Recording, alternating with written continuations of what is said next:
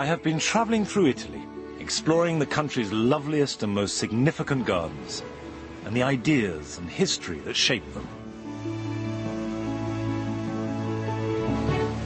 I've seen the astonishingly grand gardens of Rome, made by cardinals vying for the papacy. That's enchanting. And discovered how the Renaissance made Florentine gardens into harmonious, ordered works of art. Down there you can see a line of trees, along here you can see a line of trees, along this axis is a line of trees. I'll also be visiting the playful Baroque gardens of the north. Oh, dead end, you got me. Now have your wicked way.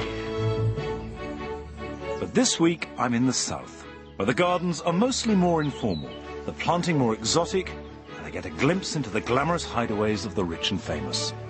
Keep out. Unless you're invited, you can't come in.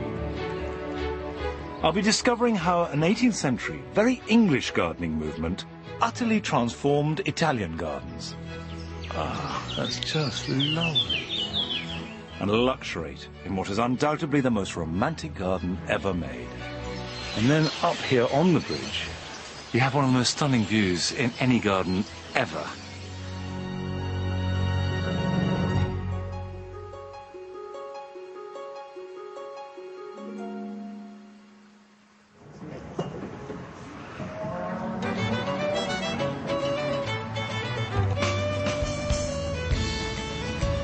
I'm basing myself in Naples for this southern leg of my tour.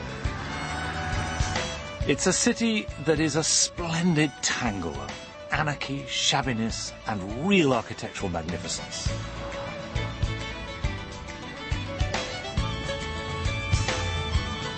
Tourists have used Naples for centuries as a centre for exploring the area's classical history and the dramatic landscape set on the glorious Bay of Naples, as well as the more rugged Amalfi coast, just a little further south. I hardly know this area of the country at all, but I do know that many of the gardens of the region are a radical contrast to most of the others I've seen elsewhere in Italy. Most people still think of Italian gardens as all being formal, symmetrical, straight lines, and above all greenness. But actually, in the south, particularly around Naples, that isn't the case. There are an awful lot of gardens that are romantic and soft, and I want to see as many as I can and find out why are these gardens different in this part of Italy.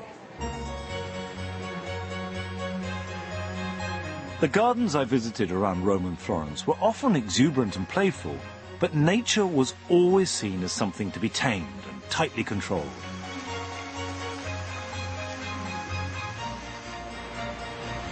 Here in the south, many gardens are comfortable with a wilder and more romantic vision of the natural world, matching the artistic freedom that the area inspired and nurtured, and reaching its sublimest expression in the garden created in the ruined medieval town of Ninfa. There is, rather surprisingly, a strong English persuasion at work here, and these very southern gardens have roots in the British landscape movement of the mid-18th century.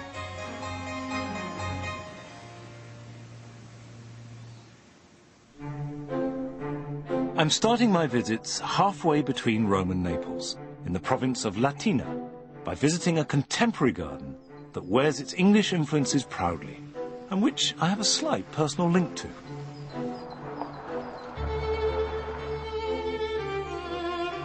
Set around the ruins of a medieval castle, Torrecchia belongs to the daughter of Prince Carlo Caracciolo, the founder of the newspaper La Repubblica.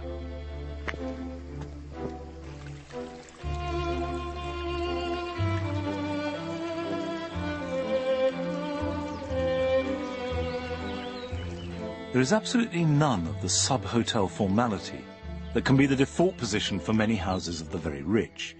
Everything is slightly shaggy and gently overflowing with flower. The form and geometry that we all associate with Italian gardens has been replaced by a sense of careless abandon, as though nature could reclaim it all at any moment. Now, as someone who gardens in England, I can immediately see familiarities, the softness, the lushness, the greenness. But actually, as soon as you start to look closely, there are all kinds of things that couldn't happen in England. The quality of the light, for example, plant associations, put all those elements together, and what you get is a garden that belongs to the place. Torrecchia's very modern horticultural informality is the creation of an Italian, Lauro Marchetti, and the British garden designer, Dan Pearson. And today it's under the guidance of Stuart Barford, who was Dan's assistant and worked for me in my garden 17 years ago. This is the first time I've seen him in all those years. We have this idea that Italian gardens are crisp and formal and clipped. And how do Italians feel in terms of letting things get loose? Some Italians would have a problem with this garden, I think, and we've had guests come who sort of look at the plants growing out of the cracks in the paving, and they've literally pulled them away. And they're rushing after them to stop them. My God. Yeah, and I had a very apologetic lady once who I stopped, and she said, "Oh, I thought I was helping you."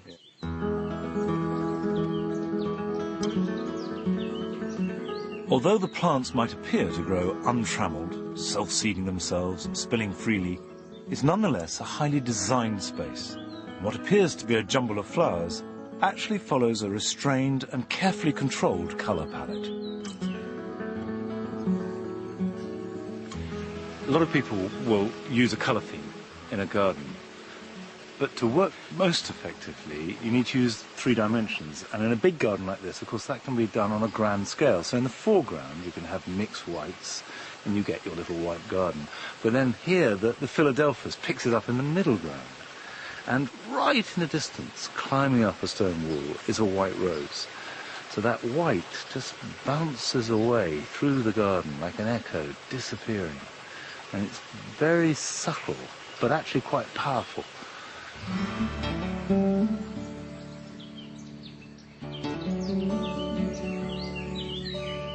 The southern Italian climate means that there are combinations of plants that are familiar, but which you would rarely get to flower simultaneously in Britain, such as these foxgloves, aquilegias, and tobacco plants.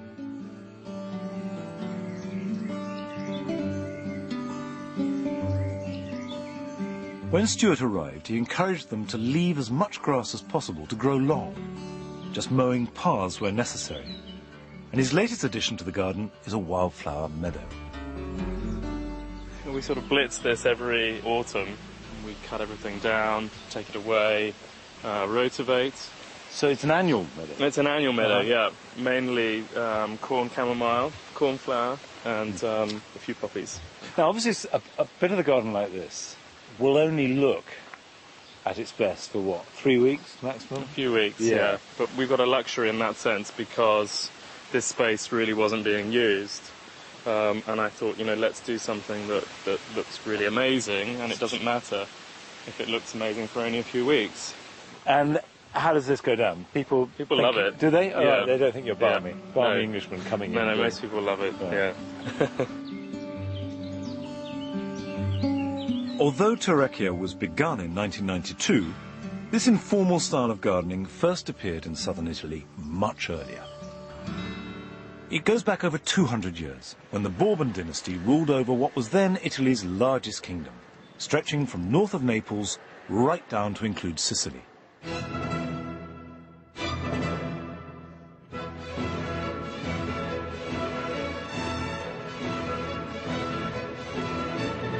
This is Caserta. It was begun in 1751 for Don Carlos VIII, King of Naples, with the explicit aim of being the biggest and grandest garden in all Europe. It's certainly enormous and very grand, but it also contains one of the first examples of a new style that was to revolutionize Italy's formal gardens. By the time you've walked through the palace, it's so impressive that you're in a state of submissive shock, really.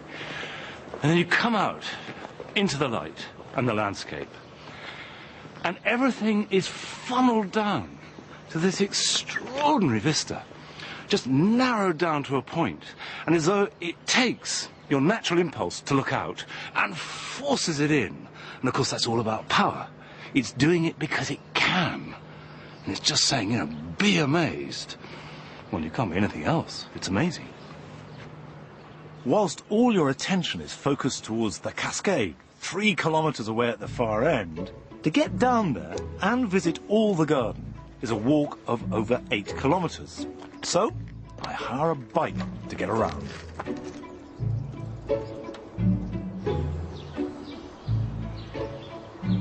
These high walls of trimmed trees and hedges around the bosco, or ornamental woodland, are a regular feature in Italian gardens. But I never tire of them.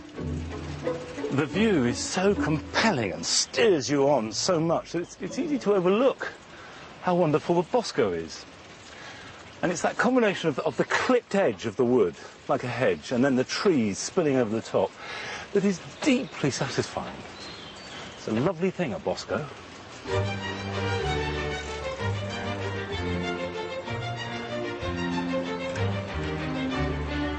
This is the epitome of high Baroque and Rococo design.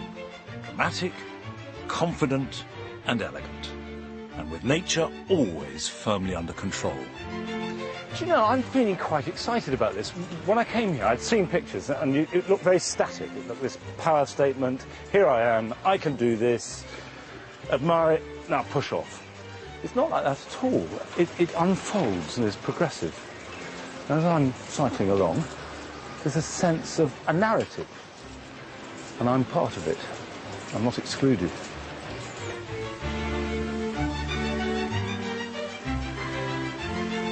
The scale of the garden is simply breathtaking.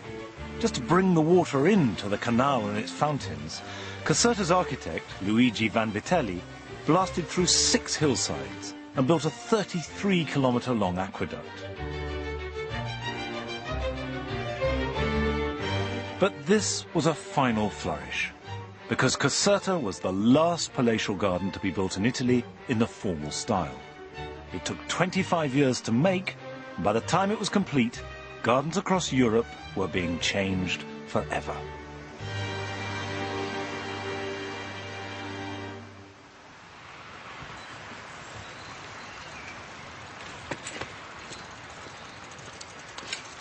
The strange thing was that in 1786, just really little more than 10 years after the formal garden was finished, it was out of date and a new garden was started. And this new garden was exotic and absolutely the height of fashion. And it was called the English Garden.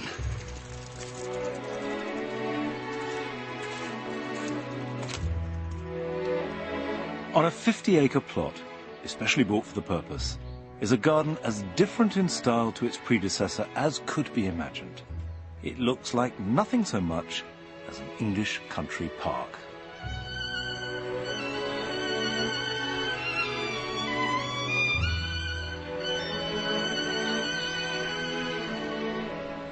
The whole style was based around taking the elements of the countryside and including them as part of the garden.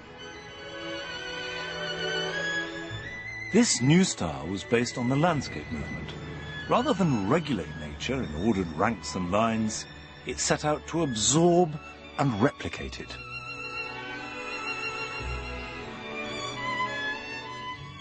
It actually takes as much control and as much skill to make things look natural as it does to make the garden look formal. And one of the key things is parkland, where you have large trees with grass underneath. Because this is the baking south. Grass doesn't grow easily. And the large trees are not the ones you'd normally expect to see in England. I mean, I can see a huge cork oak, I think it is. And there are cypresses, stone pines, palms. None of the elements would you find in the average English garden. But the general feel is certainly true to the type.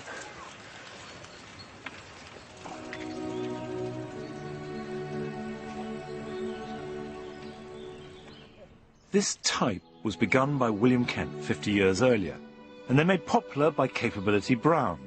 And the new fashion transformed Britain's gardens before spreading across the continent. Ironically, this style of gardening was based upon paintings of imagined classical landscapes and was known as the picturesque. As a result, classical temples and fake ruins became highly fashionable garden accessories.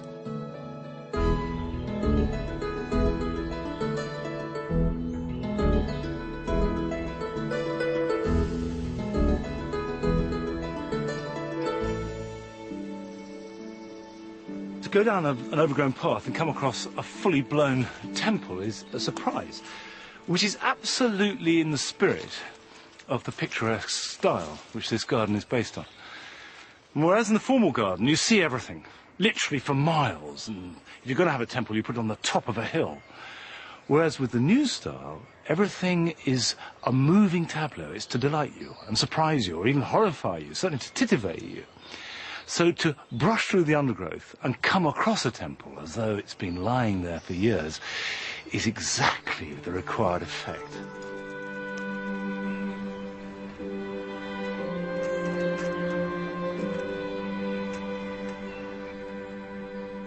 This English garden at Caserta is contemporary with the new Romantic movement that took the frisson of raw nature and celebrated it as a reaction to the industrialization that was taking place. In the process, the Romantic poets, such as Wordsworth, Keats and Shelley, created a new artistic language that valued the imagination and emotions as highly as the previous era had held rationality and the intellect. This is an inferno. And any self-respecting English garden, by the end of the 18th century, had grottos and places where hermits might stay. And they were meant to evoke a response in the visitor. And in fact, this is where the picturesque moves into the Romantic period, where it's all about feelings rather than about thoughts. And this carried on right through the 19th century, and you'd have little places where you could wander to look. Inside this rocky, rather wild place, there is a statue. Whoops!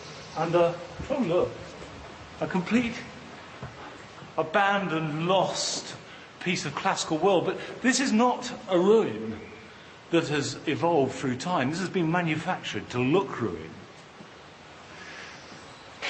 There'll be statues. And what's a real shame is that the people that wander through now do seem, particularly around Naples, to have a desire to leave their mark. And nobody's stopping people do it. No one seemed to clear it up. Maybe nobody minds.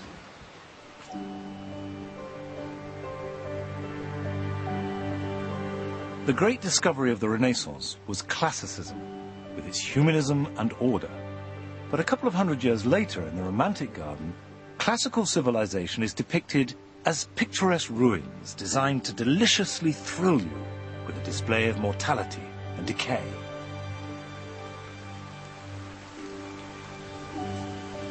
But not all the thrills of the garden are solemn.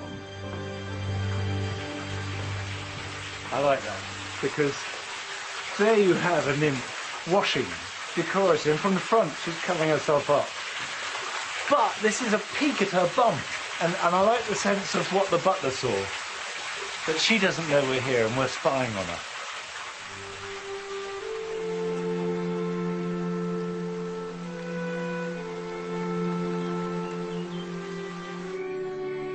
The fashion for English landscape gardens lasted in Italy until the Neo-Renaissance revival in Florence at the beginning of the 20th century.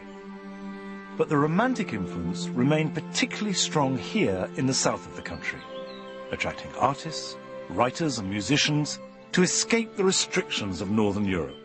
And their influence in particular found its way into the gardens of the region.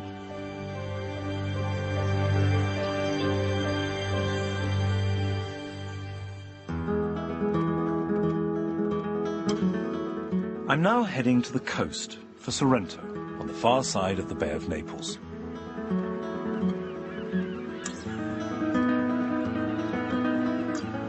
Today it's a popular modern resort, but it's ancient and has been drawing visitors here from all over the world for a very long time. Since Roman times, people have been building villas and houses in Sorrento because it's a lovely place. Not hard to see why. But it's also attracted people from quite far afield. People come from Northern Europe to this point because there's something about the place that gives them a creative freedom, whether they're painters or artists or whatever.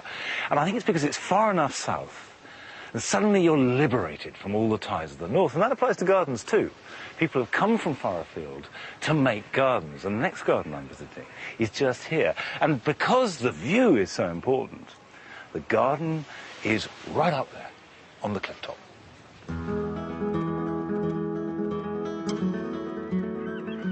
In the 18th century, which was the heyday of the Grand Tour, Naples was the southernmost point in Italy for the young noblemen seeking out the visible remains of Italy's classical past, and eagerly taking what entertainment they could on the way. The Napoleonic Wars put a stop to that, but by the end of the 19th century, the area started attracting wealthy foreigners again, who not only visited, but also began to make homes here. This private garden is one such. Although not open to the public, I've been allowed in to take a look. Yes. Hello, it's Monty Don. Yes, to keep it open. Whoops.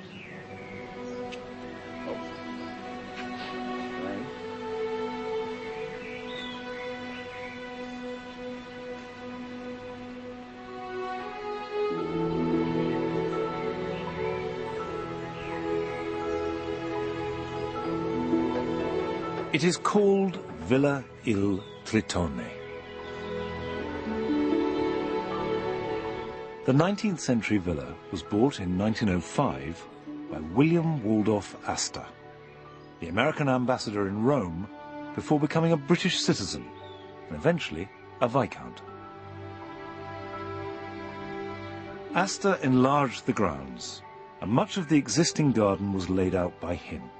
He loved the place and used it as a very private retreat from public life, a place where he could truly relax and be free. It's interesting that this piece of the garden, which is right by the house, so you'd expect it to be formal and an Italian way to balance the architecture of the house, almost immediately gets fuzzy. The plants are allowed to roam free and seed themselves where they will. And then towards the end of the boundaries of this bit of the garden, it gets almost anarchic. And I think that's the key to the whole garden. It sort of bursts the constraints of the formal Italian garden, despite itself. It can't help itself but be free.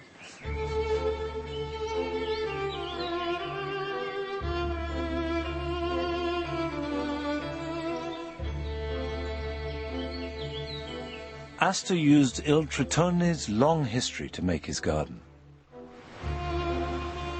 There had been a Roman villa on this site, looking out across the bay to Mount Vesuvius and to the town of Pompeii on the other side of the water. But in that spectacular view lay the villa's demise. When Vesuvius erupted in 79 AD, burying the town of Pompeii on the other side of the bay, the tsunami that followed the quake swept across and knocked the villa straight into the sea. Remains and artifacts from the villa were recovered, and Astor used them when making his garden, but the result was anything but conventionally classical.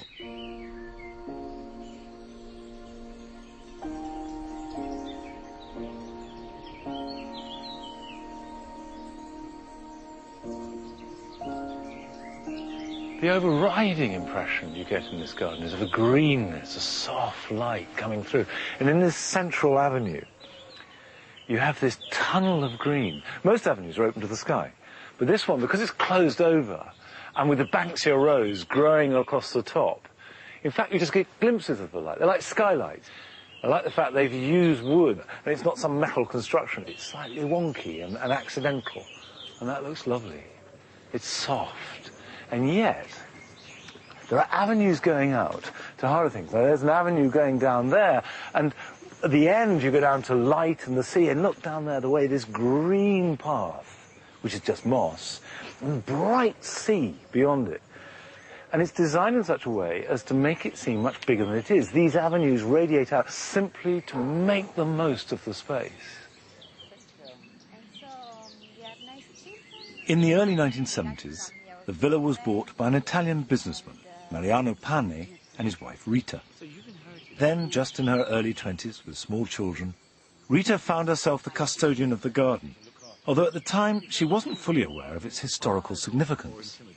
Well, luckily I was so young when we came that I was not intimidated, because otherwise, if I would have started now, of course I would have felt intimidated. But as it grew slowly, I really absorbed the story of this garden, the past of this garden, the culture.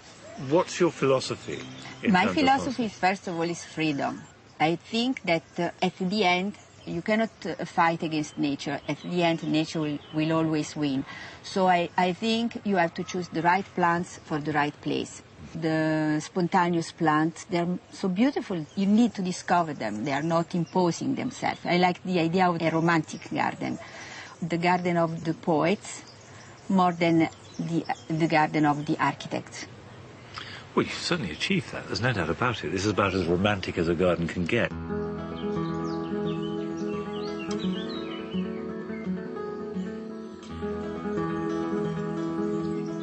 William Waldorf Astor had commissioned the English garden designer Harold Peto to create his garden.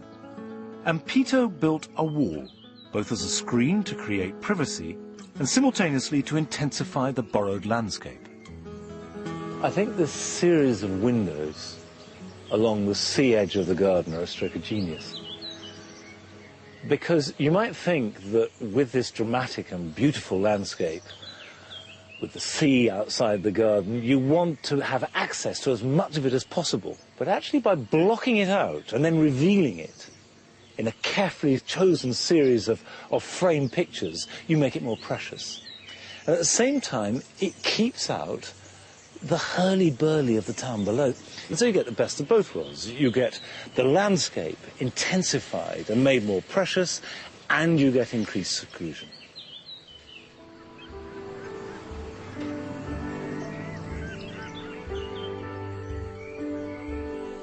Il Tritone is a green, green place. Even the paths are thick with a peachy green fuzz of moss. And I couldn't resist slipping my shoes off to tread the delicious coolness. Oh, feels nice.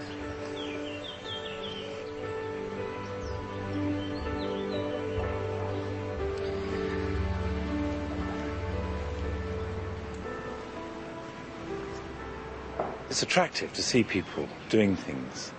I reckon the key to this garden is in the way that it's an escape from life. And think of who it essentially was made by, but William Waldorf Astor, an ambassador in Rome, a rich American, beset all the time by the strangeness of the country, by diplomacy, politics, and then money and art. And what that money bought him was a way of getting away from things when it got too much sun, too much noise, too many other people he didn't want to be with.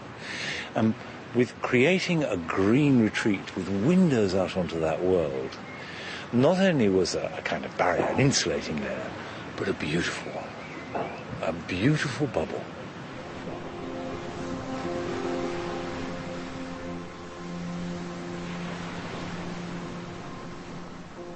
In the early years of the 20th century, the trickle of foreigners buying homes here became a full flow, as Europe's rail network made the Amalfi Coast, just south of the Bay of Naples, a popular holiday destination.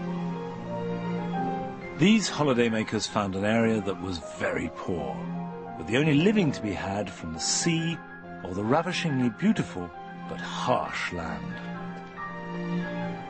The hillsides above the sea are still cultivated in 1,000-layered terraces, growing vegetables and fruit, but principally lemons.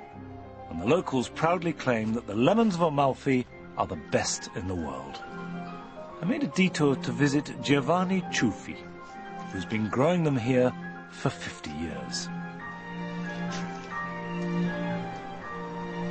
As you walk into the groves, every breath is zesty with lemon. That smells so good. Sente che profumo. Oh, I've just squirted myself in the face. It's a joy. What makes them special? What is it about them? Perché sono amalfitano. Invece il calabrese, il siciliano, è un'altra forma. The lemon are not round, it's long. Yeah. So, if I want to grow lemons at home, as good as yours, what is the secret? E devo comprarle piante in estate amalfitano sempre, ecco. You have to choose the right plant from Amalfi and give love. Amalfi and love. And love. Okay. Me lo dice, io compro quando è un mese di marzo, ci facciamo sapere, lui viene qui e se li prende. You come next year and we prepare a plant for you. That's a date. The poverty of this region meant that comparatively wealthy foreigners could buy beautiful Italian estates for much less than their northern European counterparts. I'm on my way now to see one such place, perched high up above the cliffs at Ravello. Bought as a rundown farmhouse, it was transformed into a famous but very private retreat for a fascinatingly eclectic mix of celebrities. You have to walk to get here. The streets get narrower and narrower. No swooshing up in your Bentley and making a grand entrance. But when you do get here, the entrance itself is about as grand as it could be. It's rather intimidating, actually, because it's like a castle. The steps leading up, this great big door, the thick walls. Now, all that's saying is keep out. Unless you're invited, you can't come in.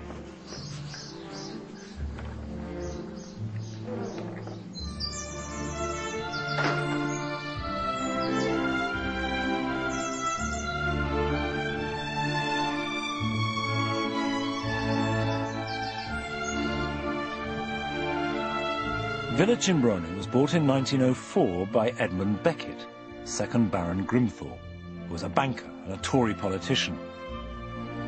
Grimthorpe wasn't an especially great gardener, but he was a champion womanizer, and is said to have been the father of Violet Trefusis, who famously became the lover of Vita Sackville-West. Grimthorpe was a wealthy man, but he bought Villa Cimbrone for 100 lire, which in today's money works out at the grand sum of just £300.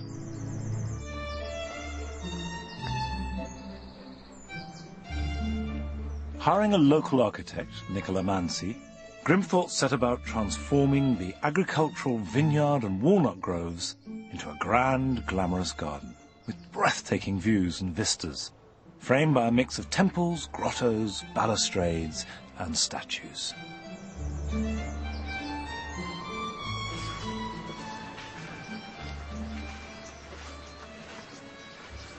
Wisteria is absolutely lovely. What is a joy, and really the reason you come to Italy, is here you've got all the freshness in these flowers, weather that feels like the best English summer's day, fantastic scenery, and they're sort of distilled into a garden. Actually, what's interesting is to see a Judas tree pruned right hard and then breaking from the stem. So you get this floral stick. Bright colour. I'm not sure whether it's as good as just a normal tree, but it's certainly dramatic.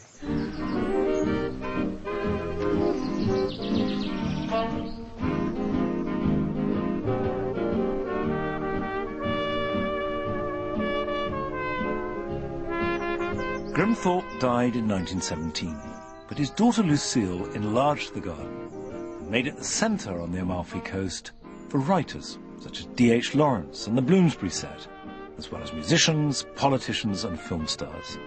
It was a place where the very famous could come and be glamorously private and uninhibited. And it was here in 1938 that Greta Garbo, the most famous film star of the age, holed up with her lover, the conductor Leopold Stokowski, and first issued her famous plea that she wanted to be left alone.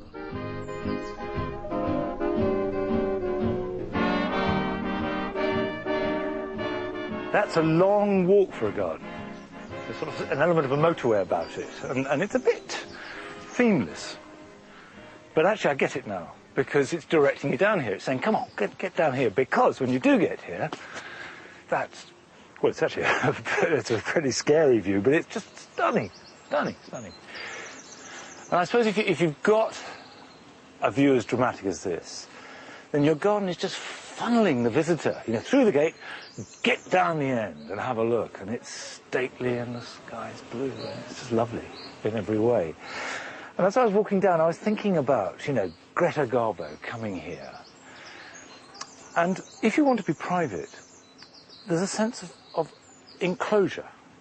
And yet this garden, is dramatically open. And standing on here feels a bit like a stage. And if the public aren't allowed in, you're completely private, but you can be seen. And I think there's something about that with celebrity. They want to be seen, they want to be noticed, but on their own terms. And of course, this garden does that absolutely through and through. Look at me, but from a distance.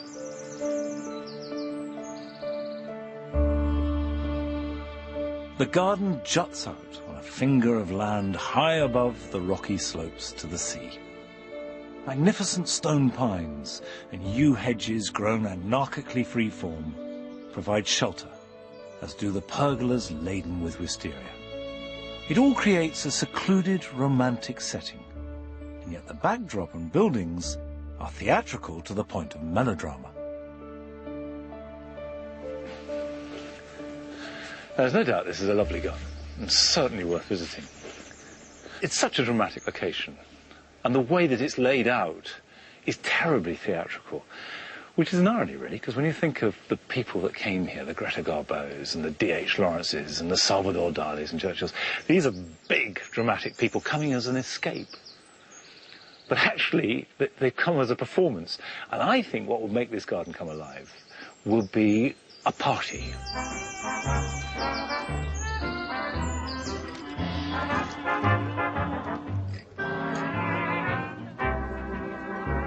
If you had this as a location to have a great big bash, the garden would join in. The setting would become absolutely perfect.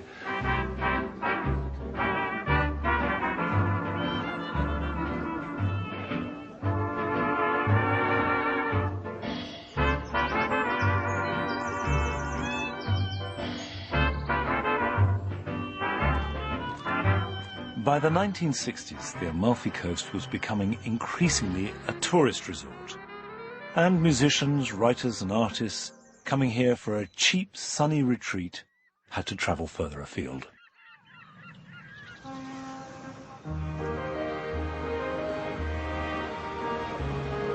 So I am now taking the ferry across the Bay of Naples to the small volcanic island of Ischia, 15 miles from the mainland.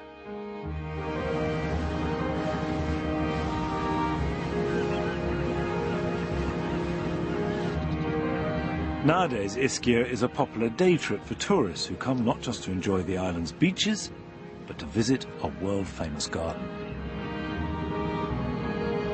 But as recently as 50 years ago, the island was remote, with no mains electricity or water. And it was 60 years ago that a young woman in her 20s came here and began to create a remarkable garden.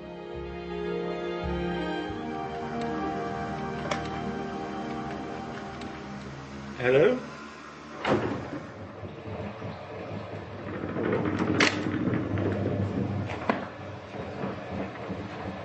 Immediately you enter the garden, you're struck by the lushness of the planting, which is flagrantly tropical. Which is something of a culture shock on this bone-dry Mediterranean island. La Mortella is the life's work of the Argentinian Susannah Walton, who married the enormously successful English composer Sir William Walton when she was just 22.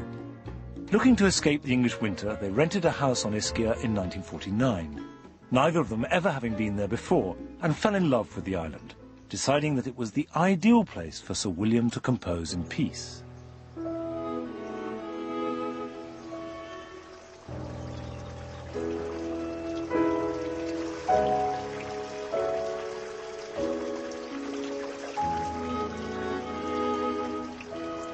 They bought the land for the garden in 1956.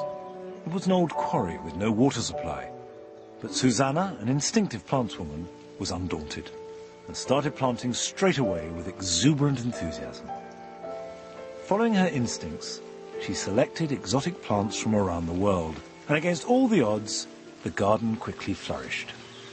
It's interesting that Ischia, with its volcanic rock and its heat and its moisture, is so conducive to things growing fast.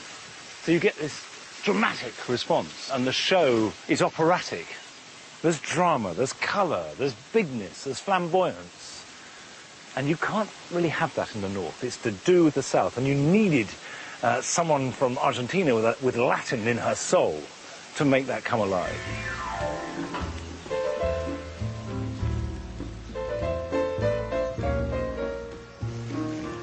From the first, it was a major undertaking. Russell Page, the preeminent English garden designer of the day, created the layout of the garden. And the landscape was on a heroic scale. Terraces were cut into the volcanic rock. 75 lorry loads of topsoil were poured into the ravine, and huge cisterns for irrigation were filled with water shipped in by tanker from the mainland. As the trees grew, they created a benign microclimate that allowed Susanna to create a subtropical garden with plants from all over the world, where bromeliads happily rubbed shoulders with slipper orchids beneath a canopy of tree ferns and palms. La Mortella's head gardener, Alessandra Vinciguerra, came to Ischia in 1997 and worked with Susanna until her death in March 2010. From the start, the choice of plants was hers, and this is why it is so tropical. She liked bold plants, she liked colors, she liked the plants that came from Argentina, plants that were different from what you would find in gardens at that time in this area. And when Susanna saw a plant she liked, she had to have it, and would go to extraordinary lengths to bring it back to La Mortella, as the story behind this huge silk floss tree, Corycia speciosa, displays. That was planted by Lady Walton in 1983 from a seed that she took in Buenos Aires. She went there for a concert and she noticed there were some Corycias growing there. So anyhow, she climbed on top of her taxi and picked one of the fruits. And from that fruit, from that tree, came that plant.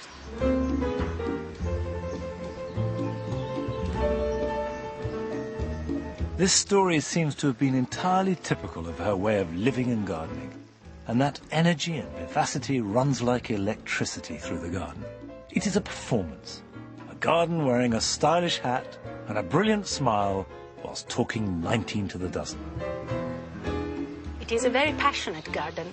It's full of life compared to the typical formal, historical Italian garden that people sometimes don't understand. This one is understood or is loved by everybody.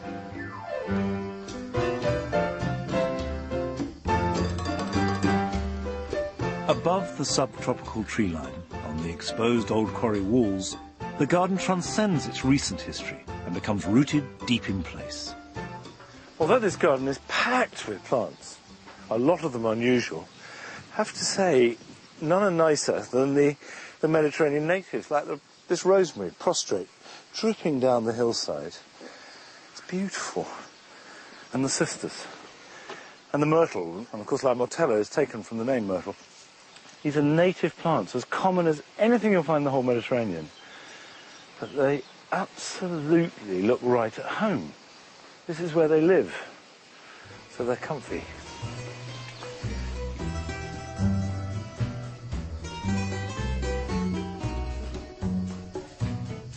The garden is an expression of one remarkable woman's flamboyance and deep passion for plants. It sings with energy and colour.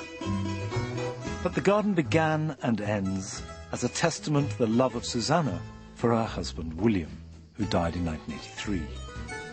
High up above the quarry, she created a monument to him, overlooking his favourite view. Here is a rock, which is the memorial to William Walton. His ashes are underneath here. But I think the real memorial is the garden itself. It's a memorial to both of them, William and Susanna.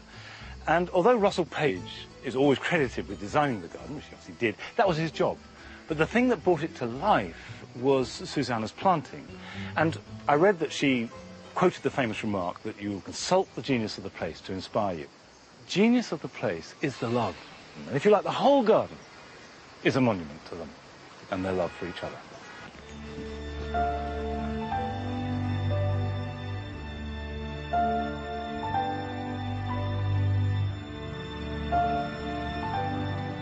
I headed back from the calm of Ischia to the chaotic streets of Naples. The overcrowded city seems to be spreading in an unregulated, predatory way, swallowing in its path scores of small farms on the outskirts that for centuries have supplied the city. There are now only a few survivors, farming high on the slopes of an extinct volcano where it's too steep to build. Taking me to meet one of these last remaining semi-urban farmers is the writer and campaigner Bruno Brillanti. Hello, how are you? Nice to meet you, Bruno. Well, it's lovely to be here, but tell me what is special about this place? What makes it different to others? Because this is one of the last places where you can find the original farmers. They still work in a traditional way, no pollution, no chemical, and you can find the flower and plants that you cannot find in other places. Peppino! Peppino Polverino farms 10 acres of land on the hillside behind his house, where he grows superb fruit and vegetables. Presento Monti, Peppino. Nice to meet you. Peppino. These are fantastic. Look at that. Lemon from this place. You grow these? Yes. Beautiful. And look at all this. And all this grown on the land here. Sì. Those are all beans. Queste sono le fave, la fava napoletana, quella lunga. Questa è la rabarussa. It's beetroot. You will try after. Good. Okay. Okay, let's do. Very fresh. Refresh. I can't wait. Questo è il figlioletto del frutto, Taste that. e ce ne stanno anche altri. It's very good. Buono? Buono. Ok. All this is harvested this season. Only fresh and only seasons. So just up here? Ma ci sono le... Although almost sheer in places, the land on these slopes has been worked for at least 300 years. But Peppino is one of the last remaining growers here. You won't get any machinery up here. You get Sì, tu vieni col trattore, no? Sì. He come with the tractor. Gosh, if he brings his little tractor up here, he's a braver man than I. So the soil here, what is the soil like? Volcanic. Volcanic soil, so very fertile. Pyroclastic, sì, very fertile. Very fertile. I've visited a lot of allotments in my time, but this is certainly the steepest.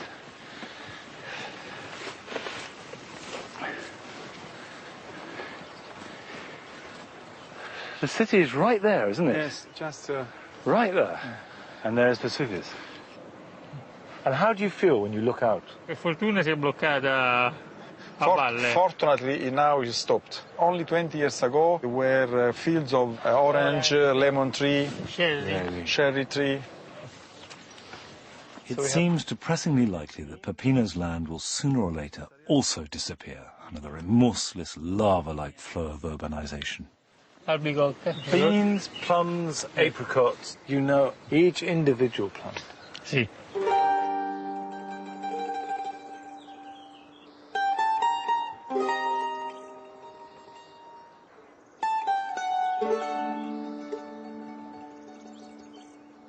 Although the spread of Naples is eroding these allotments and market gardens, Peppino's land is no quasi-rural affectation.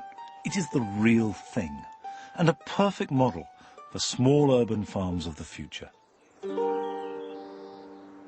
This feels like a garden, even though it's 10 acres of intensive veg, you could say.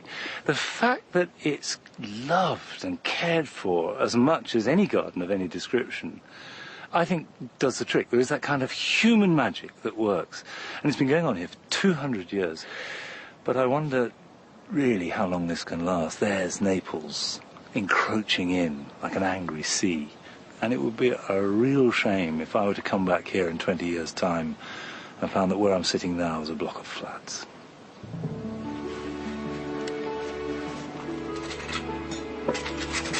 Peppino wouldn't let me leave without sharing a meal with his family, and every scrap grown and harvested from his 10 acres. Here at the table is the real heart and soul of Italian gardening. This is your wine? Yes. So everything here is made by Peppino? The wine too. The wine too. Well, you're very good health. Cheers. Cheers. Naples is very different from the rest of Italy, and so are its gardens, that have evolved over the past 200 years to become looser, softer, and more obviously romantic than its northern Renaissance counterparts. But there is one garden here left to visit in the south that is not just more romantic than any other that I have ever visited, but simply one of the loveliest, most magical gardens of any kind, anywhere in the world. I'm travelling 120 miles north of Naples to the hilltop town of Simonetta that lies above the marshy plain in which is set the gardens of Ninfa. When people discover that I've visited a lot of gardens, invariably they suggest ones that I haven't been to. And the name that has cropped up over the years more than any other is Ninfa. So last year, I did go and see it, and I was staggered. It's just simply gorgeous. And whilst, of course, there's great debate about which is the most beautiful garden in the world, there's no doubt which is the most romantic.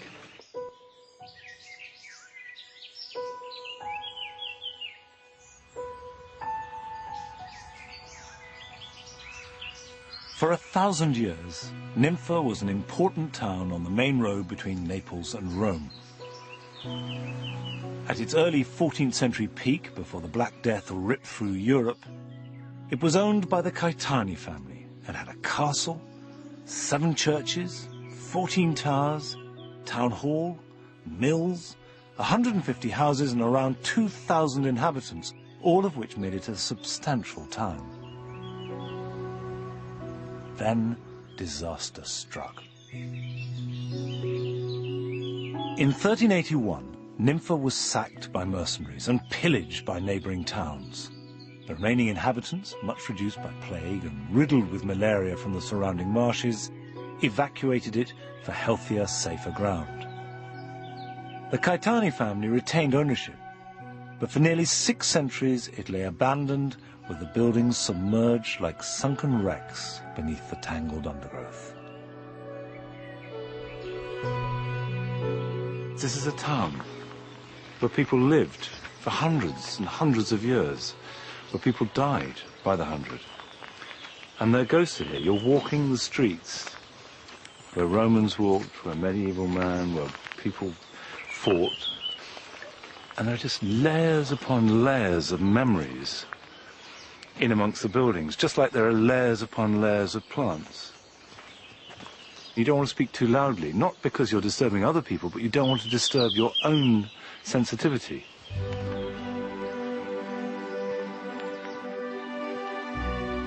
Ninfa was not wholly ignored. Visitors came to admire its melancholy decay, and the nonsense writer and painter Edward Lear described it in 1840 as one of the most romantic visions in Italy. The transformation into a garden began in 1905, under the guidance of Prince Galassio Caetani. Galassio took on the enormous task of clearing the buildings from the undergrowth. But the garden as we see it now was started by his sister-in-law, Marguerite, who planted on a grand scale. And her daughter Leila expanded Ninfa into its modern state after the Second World War.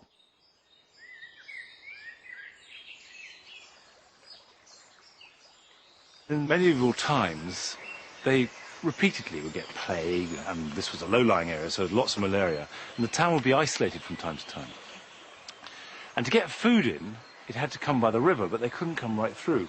So this bridge was adapted to cater for that eventuality. And if you come up here,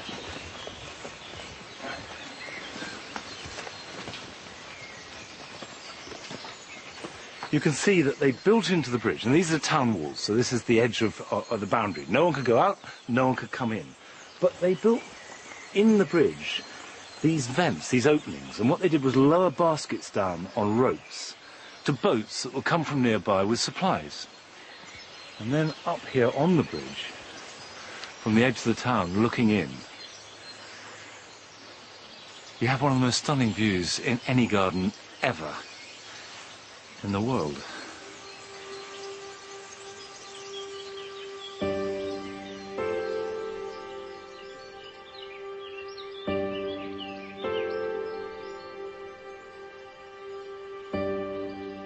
The way that Ninfa is maintained is a brilliant balancing act, preserving the picturesque sense of ruin and loss with great subtlety. while scrupulously maintaining the fabric of the place.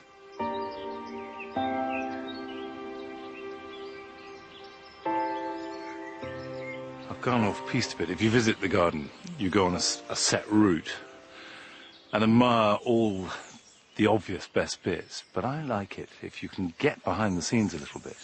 The whole place is gardened really carefully, and in fact, all this, I know, is very carefully assessed and considered. You know, how much weed do you leave in it? They don't want it looking too spick and span, and that would lose that sense of history. But on the other hand, they don't want to damage the fabric of the buildings. And it's all carefully weeded and selected and looked after. And what you get are these layers of perception. It's as though history is mulching the garden. Now, as I was talking to you just then, I looked up, and there in the oak tree is the most beautiful rose. Oh, that's just lovely.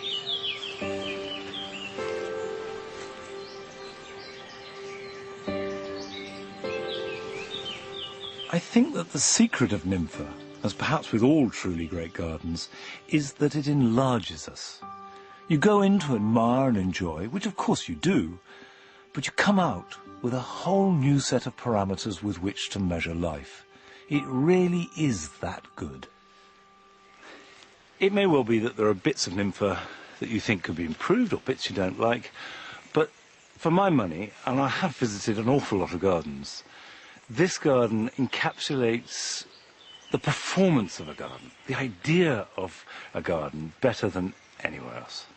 And that's a result of this extraordinary partnership between 1,000 years of history of mankind and the creativity of plants, nature renewing itself all the time, of people nurturing it and responding to it, that can make a garden into high art. And I think that where you have man making something beautiful in partnership with nature, then it becomes something completely life-enhancing.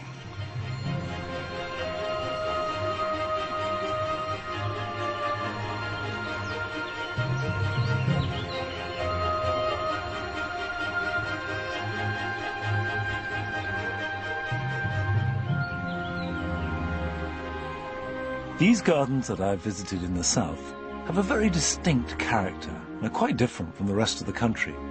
The combination of bright sunshine, a sense of freedom of expression and a simpler way of life has been the inspiration for gardens of a more liberated, looser spirit than I have seen anywhere else in Italy so far.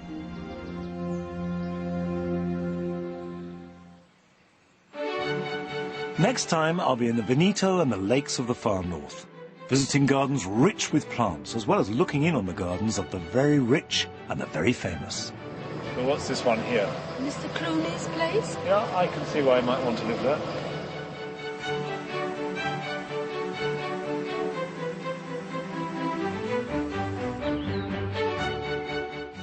And Monty Don's Italian Gardens continues here on BBC HD next Friday.